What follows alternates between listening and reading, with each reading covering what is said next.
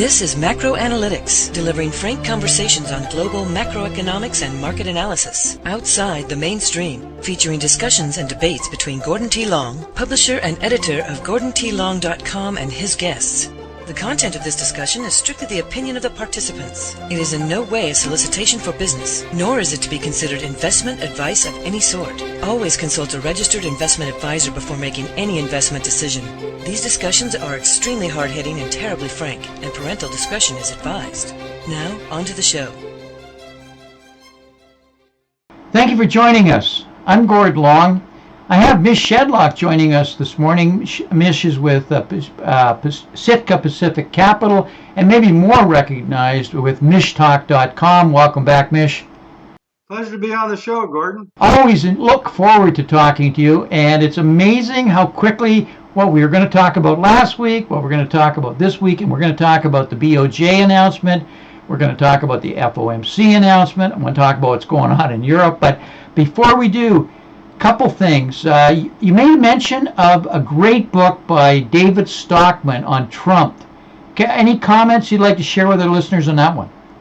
Pretty much what I said on my blog. The title of the book was Trumped. There's a lot more that follows that. That's the easy way to look for it. Just look for Trumped with an exclamation point. And, on the surface, it's about Donald Trump. But if you stop to think about it, it's not really about Trump per se. It's about the economics. It's about what's going on everywhere, the anger that's actually led to the rise of Trump. Stockman, came out in the book for Trump, but it was, more or less this is the best we can do. Now, it's more like this is the best we can do by a long shot, but it's only because Hillary is so bad.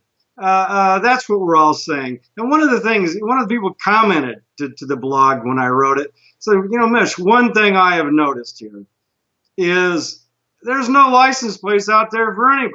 This person lived in Colorado that went overwhelmingly for Obama. There are no Hillary license plates. I've not seen them here. I've not seen very many Trump license plates or Trump bumper stickers. It's like, no one wants to admit who they're for, maybe because they know everything stinks. And certainly, if you look at the negative sentiment, both Hillary and Donald Trump are deep in negative territory. But I have to tell you, go out and get the book and read it. Most of it is things that I've really talked about on my blog. It's not going to be familiar to Mish readers, but it was excellently written. Stockman's best book by far. So it's the book that I wish I had time to write myself and had written myself, actually. And I don't say that a lot because it's not that often I agree with almost everything that someone says. Yeah, it's not a book about being just pro-Trump, which he is, but it's more about what's going on in America and the turmoil. And I think it's got some great observations. Shifting gears, on Hillary Clinton, this whole health scare we've had. Does she have pneumonia? Is this early Parkinson's that's going on here? I don't think it's early Parkinson's. I think it's late. That's an armchair diagnosis. I stayed away from making that claim in my blog, but I've gone back and I've looked at the evidence. I've looked at how people with Parkinson's suffer. Even now she's backed out of a couple of appearances. Why? I don't know, but this is what I do know. I called it, rather than calling it Parkinson's, I called it early stage Lyme, mid stage Lyme, and late stage Lyme, because that's what I think she's doing. She's covering up something. Perhaps she did have pneumonia, but pneumonia is not the cause of this thing. This has been going on. You don't have pneumonia for months like that. You don't have symptoms that come and go on the spot. All of a sudden you can walk fine and then can't walk. On and off, you can talk, you can't talk, your head's bobbing all around, or it's not bobbing all around. Something's going on. The signs to me point straight to Parkinson's. Maybe it's something else. I've gone through something similar with this myself with my deceased wife, Joanne, with Lou Gehrig's disease, ALS, and, the coughing, the swallowing, the stumbling, the symptoms don't exactly match that, though. from what I've read, they match Parkinson's. My wife's in the healthcare field. She treats people with Parkinson's. She saw a couple of the videos that you also posted. And as soon as she saw the glasses, as soon as she saw the head movement, as soon as she saw the coughing and pneumonia, it's very, very common because it's a swallowing issue that starts to come in. She looked at me, and my wife, who's not political, she said, I'm really concerned that she may not make the election. And I says, well, they'll get over the line. And then yesterday I read that she canceled in North Carolina in a predominant, a very major contested area for no reason. So we'll see. I'm like you, but I gotta compliment you, Mish. You had some great doctors who you posted with their comments, unbiased, giving good judgments, and I encourage our listeners to go back and check that. There's more in this story than we got time to talk about here. Anyway, switching gears. Bank of Japan, big announcement, or at least expected to be a big announcement. I think it was. Well, I mean, the market reacted as if it was a big announcement, but I looked at it and I said, well, shit, what the guy really said? But it was different. We'll give him that. They put a cap on the 10-year bond at 0%. Now, ho hum, it was trading at negative 10 basis points. So what's a cap at 0 going to do? And along with that came the announcement that they're not just going to target 2% anymore. They're going to keep these policies in place until they hit more than 2%. Oh, lovely. If you can't hit 2%, how are you going to hit more than 2%? The belief here is just by firing a shotgun loaded with nothing more than that little white flag that comes out with it, that has some writing on it and says, hallelujah. I don't see where it's going to do anything. Now, the most interesting reaction to that was not the stock market. Stock market's rallied on that. The stock market, it's like 315 points on the Nikkei, something like that. But the yen, right on the announcement, sank 1%, which is what they wanted. But all of a sudden, it's like the emperor with no clothes. It's like, wait a second. We're standing here, and what did he say? The answer was nothing. The yen immediately rallied 2% for a net gain on the day versus the U.S. dollar of about 1% in a move that he made today that was essentially an emperor without no clothes statement, and that's what the Forex market at least had to say about it. Well, you had a 4-point plan for Japan. Do you want to share that with our listeners? I did. I said, you know what? If they really want inflation, I said, I don't think they'll want it if they get it. I said, but if you really want it, how about negative sales taxes? A 1% per tax per month on government bonds, get everyone out of the government bonds, a national tax-free lottery, and my Have a Kid program, where you essentially pay people to have kids. They've got some programs like that right now, but not enough. But the key point of this thing is a negative sales tax. The more you spend, the more money you get cash back. How can that possibly not work? And what was it that Krugman said here? It was rather interesting, I thought. Did you catch Krugman's announcement there? He said that we need a commitment to be irresponsible. A commitment to be irresponsible. This is what goes on today in the world of amazing economics. To get anywhere, to get ahead, you have to be irresponsible. It is some of these things are so bizarre.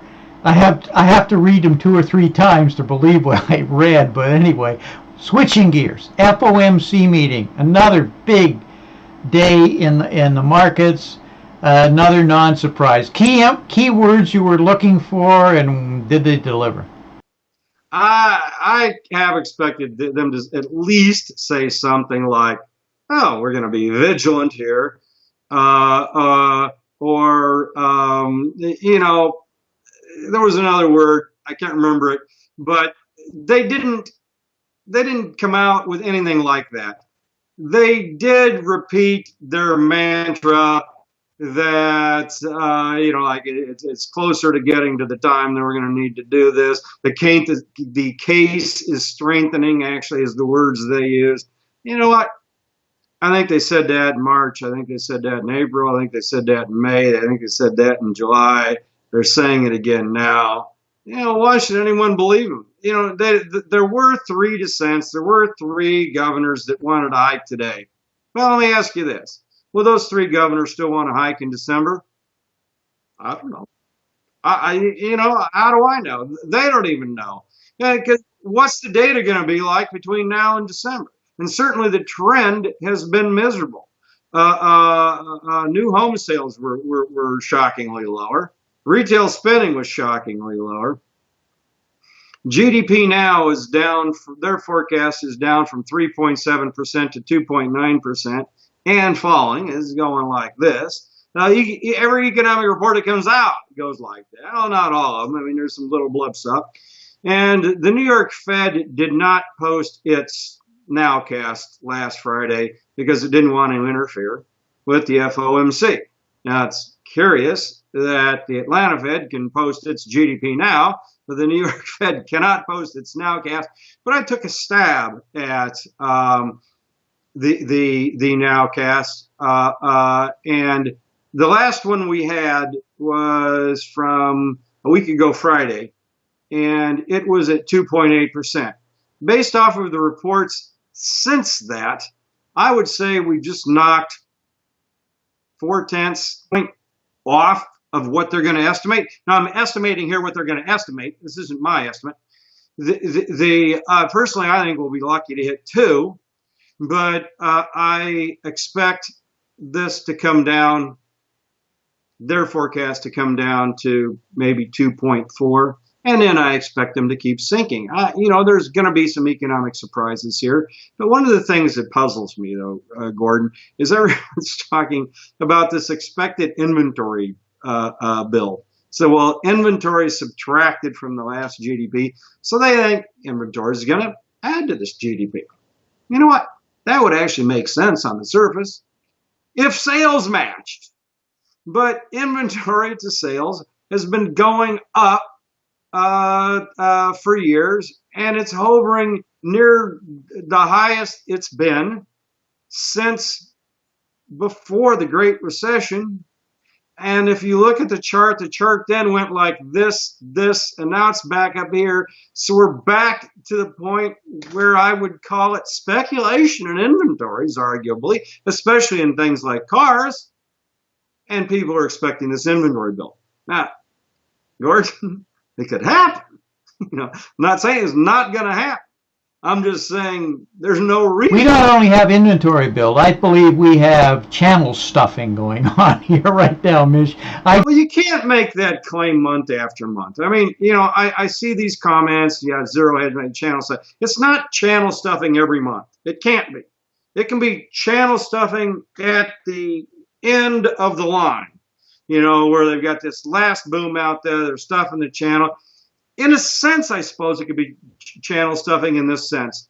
They are cramming these cars on the dealers' lots, and they have to offer discounts to get them sold. So in that sense, they're saying, well, keep pushing these, keep pushing these, keep pushing them. But the only way they can keep pushing them is to keep lowering the price. If that's what you mean by channel stuffing, I would agree with you. But you can't month after month, load up cars. No, you can't. But we have it going on in automotive and women's apparel. There's no question. Oh, I think it's going on now, but I don't think it's been going on for a year. It's been quite. I probably have 30 charts up at MATSII that shows that if it wasn't for the election, we'd be talking about an imminent recession right now. And I would speculate, Mish, that 5 days after the election, we're going to be starting to talk about recession, the big R word, because there's just so many charts. I don't want to be predictive here, but it's just my. Regardless of who wins, I would say that if Trump wins, they're going to immediately blame it on Trump when it's clear the way we're headed here under Obama. one has to wonder if they're trying to. They claim they don't do this. Not a lot of people believe it. I'll just throw it out there, making the GDP look as good as they can now. And guess what? It doesn't matter whether they do that now or not, in a sense, because the first priority in the next administration is to make things look as bad as they were before, so they can make the claim, look what I inherited. So, yeah, there's games being played. In the long run, both sides do it. In the long run, it really doesn't matter. Is it going to swing the election? I don't think you can fool the people. I don't think you can come out there and tell everyone how great things are if they don't believe things are great. In fact, it makes matters worse because people can see through it and they know they're being lied to. And I think this also plays right into Trump's hands, as do the bombings in New York and the Islamic-related stabbing at a mall in Minneapolis. You got a whole bunch of things here that are playing into Trump hands right now. Elections, talking about that, Berlin, we just had one with Angela Merkel. Comments on what's going on with her, EU, and the whole immigration issue post-Brexit. Just a plain out liar. She came out, and all the headlines today, I was reading one, I think it was in the Financial Times. I read the same story elsewhere, that Merkel issued a mea culpa. She said, well, if I could go back many, many years. That was the key already that we're seeing a lie. Because, well, actually it was the truth, but it was disingenuous. Because, yeah, she does want to go back many, many years. She doesn't want to go back to when she made the statement, we'll welcome you with open arms, or we can do this. She wants to go back years before that to prepare for the migration slot that's coming. That is exactly what she said. She wants to go back many, many years so she could prepare for this. She wasn't saying that she did anything wrong. There was no mea culpa. The mea culpa was, we should have planned for this migration sooner, not that she should have done anything to stop it. Some mea culpa that is. Wow. Mish, there's so many things that are troubling. What prime situation right now is your focus that you think investors should be concerned the most about? Get the hell out of the stock market. But I said that 2 years ago. I've been wrong for I'm probably wrong for 3 years. Geez, if I have to go back and look when I made a crazy market top call. I was way off base. I got the one right in 2007 on the nose. I tried to do it again, and the market laughed at me. That hasn't changed the fundamentals any. The bigger the bubble you blow, the bigger the bust is going to be. And I don't know whether it pops all at once or we just do a Japanese style sink collapse over a decade, possibly 7 years, 8 years, 5 years, something. Or actually maybe something like a staggered decline, decline of 15%, rally of 5%. Everyone thinks the bottom's in. Everyone rushes back into stock, and we decline another 15%. We get another 5% rise. Everyone thinks the bottom is in because this is the way it is. And then we get another 15% rise on top of that. So that's 45% down and 15 up. So that's a net decline of 30%. I still don't think that's enough. I think we need another 10% down after that and get down to about 40%. One way or another, we're either going to see something like that over the course of the next 7 years, or the market is just not going to return anything, maybe 1%, something like that. I don't think the market's just going to sit there and be flat for 7 or 10 years. I think evaluations, the market eventually has to catch up with these insane evaluations. So more than likely, we're going to see some sort of event, just a steady drip, or a series of mini waterfalls, rather than a big crash like we've seen. In a lot of ways, a big crash would be the best way to get there. The people would panic out. The pension plans can lever up. Go to stocks with leverage or something. But if we just have a slow, steady drip, or these series of 10 and 15% declines over a number of years, ain't no hiding place in that. So, we'll see. That's a prediction. I've made good ones and I've made bad ones, more good ones than bad ones, I think. But that's how I see it. And certainly that's what valuations would lead us to believe. Unless you believe that, we've reached this permanent, well, even a permanently high plateau doesn't do pension plans any good, because they're planning on 7 or 8% gains annually. Doesn't work, no matter which way it happens. Same conclusion in the bond market? Same conclusion in the bond market. Negative interest rates are ridiculous. Absolutely ridiculous. Cannot happen in the real world outside of intervention. Negative interest rates are tantamount to saying, I would rather have 90 cents today than $1 tomorrow. That's crazy. That's absolutely crazy. So I don't get it. And meanwhile, there's absolutely totally crazy talk about hugely negative interest rates. Malden was talking about negative 9%. I didn't even read it. I didn't even want to entertain stuff. Far be it from me to say something that stupid could never happen, but I think I'll draw the line right there. If we get to that stage, Lord knows where gold is going to be, and we're seeing it now. And gold was up sharply today. In fact, it was up all day, unlike bonds, which gyrated a little bit, unlike the dollar, which gyrated a little bit. The rise in gold and silver are telling me the market is losing faith in the Fed. And certainly we see loss of faith in governments. Donald Trump is the perfect example. Also Bernie Sanders, Beppe Grillo in Italy is running on a Eurosceptic platform, now the most popular party in Italy, or right up there within 1% of that. We had Brexit. We have Marine Le Pen in France, if I didn't mention that name. So AFD, Alternative for Deutschland, Eurosceptic parties on the rise. Merkel came in 3rd place in her own home state in the last election, 3rd place to AFD. She issued a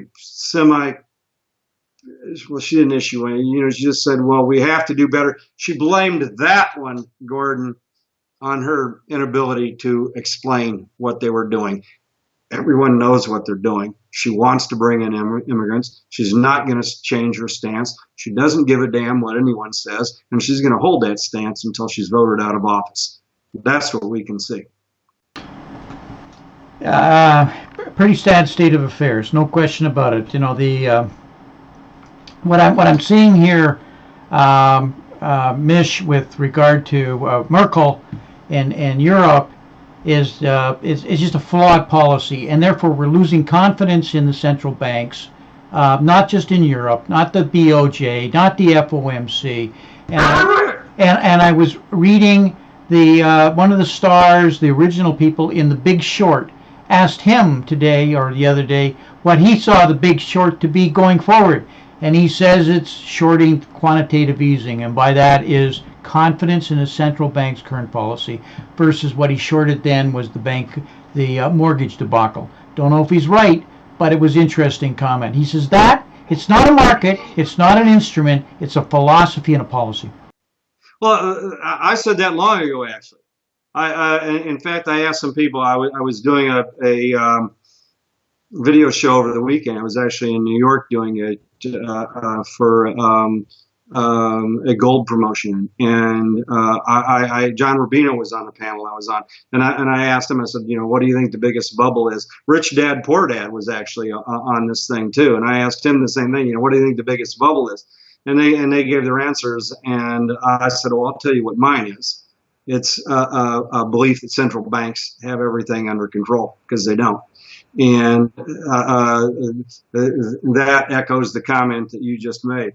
Yeah, well said, because I thought it was very astute and it was very telling. It's a different type of mentality in shorting, but it is the essence of the issue. And it's going to change. It's going to change suddenly and rapidly. We don't know when, but I think we're running out of runway. Mish, we're up against our hard line. Any final comments you want to leave with our listeners, viewers today? I don't know. Just make sure you check out MISH'S.com. I'm on the verge here. I'm on the cusp. I've got a little bit of a model up there for my photography blog. I'm going to be starting it soon. I'll put an announcement on my blog.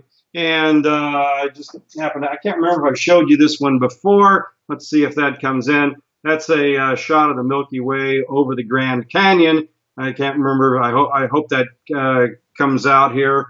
But anyway, I'm going to start a photography blog. Here's one from last fall, some pictures of North Carolina waterfalls. Got some really exciting stuff. I'm excited about this photography blog that I'm starting. So watch for my announcement and tune into that. Good, Mish. I need to mention to our listeners, you've been on some of your work has been on the covers of quite a number of magazines, correct?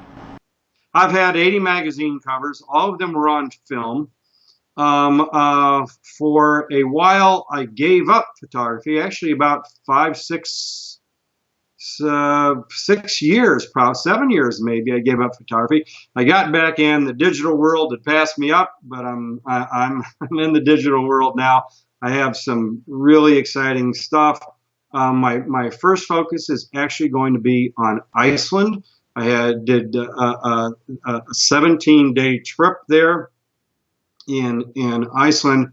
I have what I believe are some world-class images of whales jumping, of puffins flying, of standing behind a waterfall at sunset. Just glorious, glorious, glorious pictures. So I hope people tune in. Absolutely. Mish, got to run. Great. Always enjoy it. Can't wait forward to next month, what we're going to talk about then. Talk to you again next month. We'll catch you in a month, Gordon. Talk to you then. Bye. This has been Gordon T. Long, editor and publisher of GordonTLong.com. New recordings are posted regularly and can be found at GordonTLong.com. New show notifications are available through RSS feed, iTunes, and other social networking venues at GordonTLong.com.